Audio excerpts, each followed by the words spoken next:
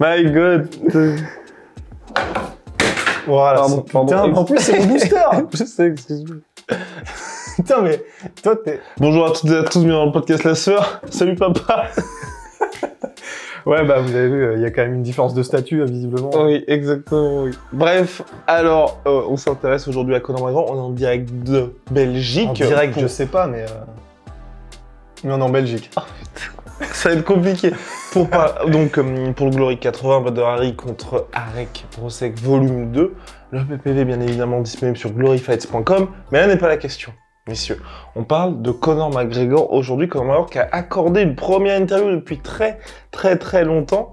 Et entre deux petites promotions de sa bière et de son whisky et de son établissement, parce que ça a été organisé par The McLive, donc le média de Conor McGregor, dans j'ai même plus le nom de l'établissement de Conor. SBJ Ah non, le bar en question. Le bar, le bar de Conor McGregor. Bref, il a ouvert son bar qui marche visiblement très bien. En tout cas, il le dit. Ouais. Il fait pas mal de posts là-dessus, donc il a beaucoup parlé de ça et parlé justement du business de la bière pour lui, qui, en comparaison avec le whisky, en gros, il disait que le business du whisky c'était 1 milliard de dollars par an, et que là, avec la bière, on était sur les 11 milliards, donc c'était complètement différent, et c'est pour ça qu'il a lancé sa bière concurrente. Il veut que ce soit la concurrente de la Guinness, donc une bière, moi j'apprécie pas tellement la Guinness, mais c'est vrai que les Irlandais l'aiment beaucoup. Je sais pas ce que t'en penses, toi. Oui, ils sont fanatiques de Guinness, c'est spécial, quoi. Donc voilà, nous c'est parti, là on était parti pour parler de bière, mais non, on va se concentrer. Il nous a eu, on va se concentrer sur le sportif parce que oui, il a parlé de son retour potentiel et vous allez voir qu'il ne veut pas n'importe qui, et c'est assez étonnant parce qu'il parlait ces derniers temps d'un Charles Oliveira, actuel champion lightweight, qui doit défendre sa ceinture face à Justin Gaethje en mai prochain lors d'un événement où il y aura quand même Rose Namajunas contre Esparza en co-main event, mais surtout Michael Chandler contre Tony Ferguson en co-main event. Générique Rust. Soit.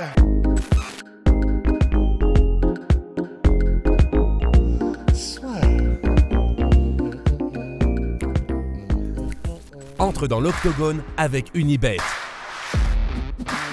Qui sera le vainqueur du combat? En combien de rounds?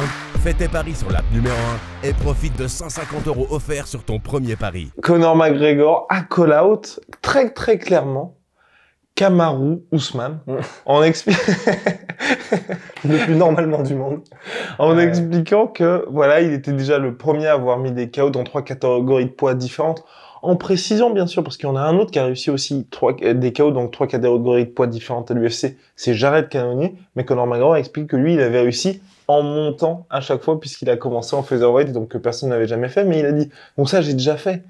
Mais est-ce que ce serait pas encore plus historique quelqu'un qui arrive à avoir la Triple Crown, les 3 ceintures, puisque Conor McGregor a été champion featherweight, champion lightweight, et donc là, il a envie d'être champion welterweight face à Kamaru Usman, un Kamaru Usman que Conor a défié comme quelqu'un finalement qui a pas un bon submission game, qui a pas beaucoup de soumissions finalement à apporter, qui a pas un bon ground and pound, et puis finalement, Kamaru Usman, il fait pas grand chose en fait. En fait, ce qui est extraordinaire, c'est... Mais en vrai, je dois avouer, moi le premier, sa capacité à vendre, elle est mais hallucinante. Et sans même parler de son bar, parce qu'au final, on s'en fout. Mais juste quand il a commencé à parler de Kamaru Usman, et il a une manière de présenter les choses, en gros, il se présente le truc, et la différence entre Conor McGregor qui dit « Bah non, mais moi je veux Kamaru Usman », alors que ça n'a aucun sens.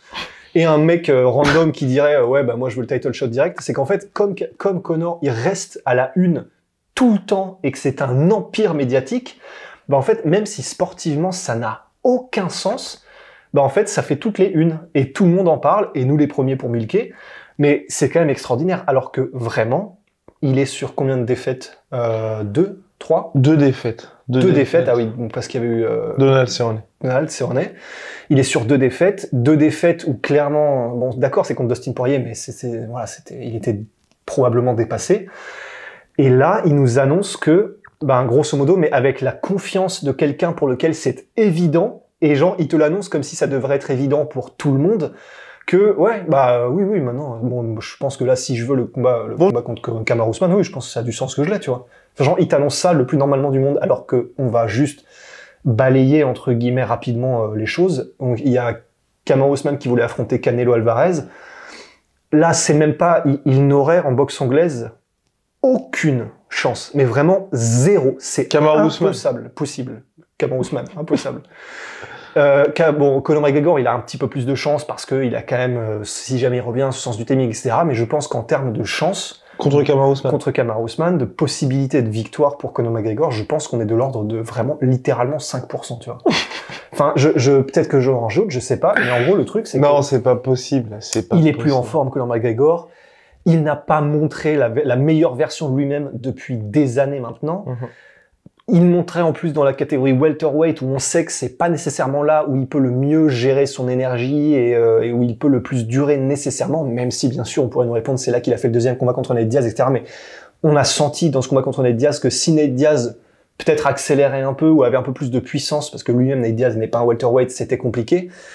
Donc en welterweight, dans cet état de forme qu'il a, en plus il revient d'une blessure énorme qui forcément va impacter sa condition physique et toutes ses compétences. Revenir contre Kamaru Usman, qui est un vrai welterweight. Dans ses meilleures années. Qui commence à mettre KO des strikers, qui en lutte, il est probablement intouchable, parce que je pense pas que Conor McGregor ait une meilleure défense de lutte que Tyron Woodley, tu vois. Ça n'a surtout, aucun j'imagine sens. mal. Alors même se mettre à lutter contre Kamaru Usman aussi, s'il se dit allez c'est parti. Non, ça n'a aucun sens. Et dans un monde parallèle, on aurait pu un petit peu tenir ça. Imaginons, Conor McGregor soit bien revenu face à Dustin Poirier. Ensuite, ait pris la ceinture lightweight. On aurait eu ce même, et puis vous pouvez regarder l'historique de nos podcasts, hein, on aurait toujours été en mode, bon, c'est très très compliqué, mais il y a quelque chose qui se passe avec lui. Là, aujourd'hui, même en 70 kilos, il ne montre pas qu'il peut être en compétition face aux tout meilleurs. Et là, il veut affronter celui qui est actuellement le numéro 1 au pound for pound. Le mec, donc, dans tous les combattants, si vous enlevez toutes les catégories de poids, qui est vu aujourd'hui comme le meilleur de la planète en MMA tout court. C'est là que c'est un petit peu compliqué pour moi de trouver des chances de succès pour Conor McGregor, surtout que Kamaru Usman, avec ce qu'il est en train de faire aujourd'hui et face aux adversaires contre lesquels il le fait, on a de plus en plus de mal à voir un chemin vers la victoire, que ce soit Colby Covington, Gilbert Burns ou Masvidal. Chaque fois que les mecs arrivent et présentent des forces différentes, il arrive toujours à trouver une solution. Et pour Conor McGregor, si vous dites, ok, on a quelqu'un qui est explosif, qui a le sens du timing, vous pouvez regarder les deux combats contre Masvidal. Le premier, Masvidal n'a eu aucune réponse, en tout cas c'était très compliqué, à part quelques gros body kicks contre Kamaru Usman, et c'est terminé par une grosse défaite par décision unanime. Le deuxième combat, là il y a eu beaucoup plus d'échanges debout, et ça s'est terminé par une victoire par KO pour Kamaru Usman. Donc là aussi c'était compliqué pour Conor McGregor. Ouais, c'est ça. Parce qu'en fait, c'est vrai que si Kamaru Usman avait été un lightweight, honnêtement, j'aurais dit ça, et que Conor était dans son état de forme optimal, honnêtement, ça aurait été très intéressant. Parce que c'est pas un Kamaru Usman qui recherche la lutte activement comme un Khabib. Donc, il te laisse, entre guillemets, des opportunités, des laps de temps pour lesquels tu as des opportunités de placer un coup de sniper comme pourrait le faire Conor. Donc, honnêtement, on a vu que, alors certes, il a mis KO Masvidal, mais c'est vrai que du coup, il reste beaucoup dans les échanges debout, il ose. C'est vrai que ça, contre un Conor de Eddie Alvarez, probablement que si Kamaru Usman avait été un lightweight, honnêtement, ça aurait été très chaud. Je trouve que c'est juste. Enfin, je sais pas si en fait, quand je dis ça, c'est plus dans le sens, là, aujourd'hui, on en avait parlé aussi, Conor contre Islam Makhachev, même si l'UFC, je pense, a envie de faire ce combat-là, c'est très très chaud pour Conor McGregor, mais pour moi, c'est juste dans le sens où ils combattent dans la même catégorie de poids. Là, t'as un mec qui fait 95 kilos dans la vie de tous les jours. C'est pas 95 kilos comme Conor McGregor qui fait où vous voyez bien qu'il y a quand même beaucoup de kilos superflus. Quand il a 95 kilos Kamaru Usman, c'est chaud de pouvoir pincer sur les côtés pour dire t'as un petit peu trop bouffé à la cantine. Non, c'est clair. Non, c'est 95 kilos, mais effectivement, ça reste 95 kilos. T'as l'impression de voir Mister Olympia, quoi. En fait, c'est le souci, c'est que je sais qu'on le dit assez souvent, mais tu sais, ces combats-là qu'on a vus et qui nous ont terrifiés, t'as un gars qui monte de catégorie, qui est excellent, et en fait, tu te rends compte que le déficit de puissance est tel que du coup, même si le gars était brillant en dessous, il ne peut rien faire. Et du coup, généralement, on parle de Rory McDonald contre Mousasi, on parle de Shlemenko contre Tito Ortiz, et il y en a d'autres. Et là, je pense qu'il y aurait moyen que ce soit pareil. Parce que déjà, même si, par exemple, tu vois Gilbert Burns qui a mis en danger Usman dans le premier round, oui, c'est un ancien lightweight, mais pareil, là en welterweight, il est tanké, mais d'une force. Effectivement, Conor, tu sens que quand il monte à 77, il est un peu plus gonflé, quoi. Un petit peu plus gonflé. Et effectivement, contre Kamaru Usman, déjà que des vrais welterweights ont du mal à le bouger, à lui faire mal, je vois mal comment Conor, qui n'a même pas vraiment... Enfin, je pense pas que là, ils prennent vraiment comme un John Jones est en train de le faire pour les poids lourds. Je sais pas, j'ai pas la sensation qu'il est en train de monter pour être un vrai welterweight. J'ai l'impression qu'il veut rester entre deux eaux parce que il sait que de toute façon... il y a des opportunités. Il y a des opportunités en lightweight, en welterweight, et que en plus de ça, même son morphotype, je pense, de toute façon, il est proche d'un lightweight, il n'est pas proche d'un welterweight, de la même manière qu'un Masvidal ou un truc comme ça. Hein. C'est pour ça que Masvidal, on l'a dit, du coup, même contre Usman, c'était chaud, tu vois. Enfin, il a eu des moments où il a mis des body kicks dans le premier combat, des moments où on s'est dit avec le timing ça peut le faire, mais à la fin des fins... Et c'est un vrai welterweight, désormais. Et en plus, c'est probablement un meilleur, entre guillemets, en termes d'adaptation au niveau du corps welterweight aujourd'hui que Conor le serait s'il était en welterweight maintenant. C'est vrai. De la même manière que Gilbert Burns, lui aussi, est un vrai welterweight. Donc, en fait, quelle que soit la manière dont on prend le problème, là, maintenant, aujourd'hui, pour Conor McGregor, j'adore me faire avoir, en fait, par sa com. J'adore, parce que c'est une science, tu vois, de réussir à convaincre quelqu'un ou à convaincre une population que tu peux aller combattre Kamaru Usman. C'est extraordinaire. Et j'adore voir comment il s'y prend pour le faire. Et je suis très bon public, j'adore, tu vois. Maintenant, si on redevient rationnel, c'est du suicide, quoi. Et surtout que là, l'autre point qui est très compliqué pour Conor McGregor actuellement, c'est qu'il y a du monde en welterweight. Et ouais. En gros, il y a Leon Edwards qui va affronter Kamaru Usman. Selon toute vraisemblance cet été, en tout cas, Dana White a dit dès que Kamaru Usman sera pleinement remis de son opération à la main. Donc, à l'origine, c'était juillet, peut-être que ce sera août ou septembre, mais c'est le prochain combat. Si Kamaru Usman vient à s'imposer contre Leon Edwards, vous le savez, en avril, il y a Gilbert Burns contre Khamzat Chimaev. Dana White a commencé à dire que ça pourrait être potentiellement pour la place de contender numéro 1. Ah bah oui. Et donc le Khamzat contre Kamaru Usman que tout le monde commence à attendre très très très salement, vous pouvez le faire en main event d'un très très gros pay-per-view au mois de novembre. Ouais. Donc là, si vous voulez, grosso modo, l'année 2022 pour les plus gros combats en welterweight, elle est déjà bookée. L'UFC, qui aujourd'hui a été racheté par Endeavor, le groupe Endeavor, a besoin quand même d'avoir des gros événements qui font rentrer beaucoup de sous. Ils savent que Khamzat contre Kamaru, ça fera rentrer beaucoup d'argent, donc ils vont pas forcément se gâcher cette cartouche-là avec Conor McGregor. Mais d'un autre côté, ils vont avoir besoin d'un retour de Conor McGregor. C'est pour ça que je pense pas du tout que le retour en welterweight face à Kamaru Usman soit d'actualité aujourd'hui, parce qu'il y a déjà des choses qui sont prévues, en tout cas des choses où il y a de l'attraction. À mon avis, McGregor, s'il doit revenir, s'il doit faire son retour directement en welterweight, ce sera contre Nate Diaz. Ouais, probablement, ouais. Mais bon. Ouais, voilà. On sera content quand même. Ouais, on reverra Conor, donc c'est cool. Et on reverra Nate Diaz. Mais oui, ça a beaucoup plus de sens. Même si Dana White lui-même a dit, on va voir pour Conor versus Usman. Évidemment, parce qu'il a tout intérêt, Dana White, à prolonger, à faire discuter, à dire que c'est possible, parce que ça fait jaser, parce que, c'est normal, c'est fair play, quoi. Donc à suivre, en tout cas, pour Conor McGregor et son retour. Et moi, le seul point, en fait, qui pourrait me faire changer d'avis là-dessus, sur Conor McGregor contre Usman, mais je vois pas dans quel monde ça pourrait arriver, tu vois, ce serait que Conor McGregor se prouve face à un vrai welterweight. Ouais, mais c'est ça. Mais sauf que c'est beaucoup trop risqué. Ah bah ouais, mais il faudrait, hein. Et là, imaginons que... Masvidal, mais après, moi, j'étais plus en mode, imaginons que... parce que s'il veut vraiment être dans le mix, quoi. Imaginons que... Je dis pas que ça va être le cas. Imaginons que Khamzat batte Gilbert Burns de façon spectaculaire. En vrai, un Gilbert Burns, d'accord, c'est un ancien lightweight, mais il est quand même monstrueux aujourd'hui en welterweight. Ah, mais trop risqué. Mais s'il veut prouver, en vrai, il faudrait. Hein. Ouais. Ah, mais risqué.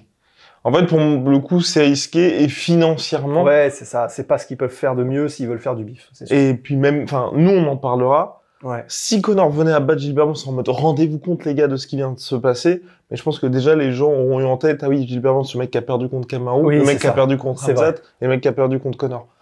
C'est vrai. Putain, ouais, mais compliqué. Même si, quand on le dit comme ça, c'est quand même stylé. Oui, c'est quand même, non, ce serait quand même ouf. Dernier point, et pas des moindres, Khamzat Chimaev a proposé son aide à Conor McGregor d'y aller rejoindre avec Darren Till. En vrai, j'aimerais bien. Ce serait tellement énorme. Le trio, là. Ce serait tellement fou. Khamzat a proposé? Ouais, Khamzat a proposé sur Twitter à Conor de venir s'entraîner avec eux. Ouais. Waouh. Je pense pas malheureusement qu'il va saisir cette main Ouais, mais tendue. c'est très intéressant. Ouais, mais j'aimerais bien parce que pour le coup, ça fait partie des choses qui se passent en ce moment dans le MMA. On en parlait avec Rost en off.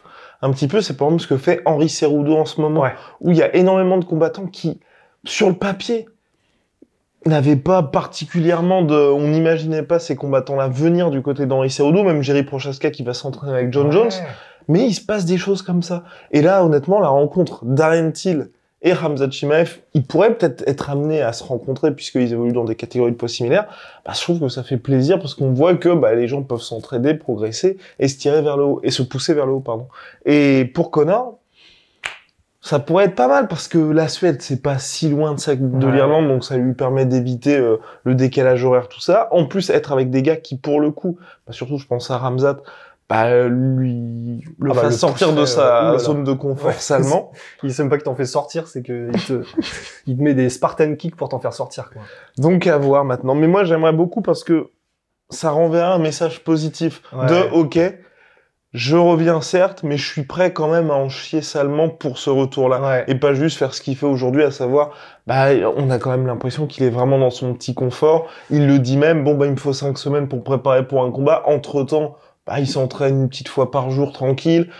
À part, il boit 1 jour sur 2. Enfin, il l'a dit dans l'interview, là, c'est la Saint-Patrick. Donc, aujourd'hui, je bois pas, mais demain, on va quand même boire pour fêter. Enfin, quand vous avez l'image d'un sportif de très, très, très haut niveau, c'est pas forcément ça.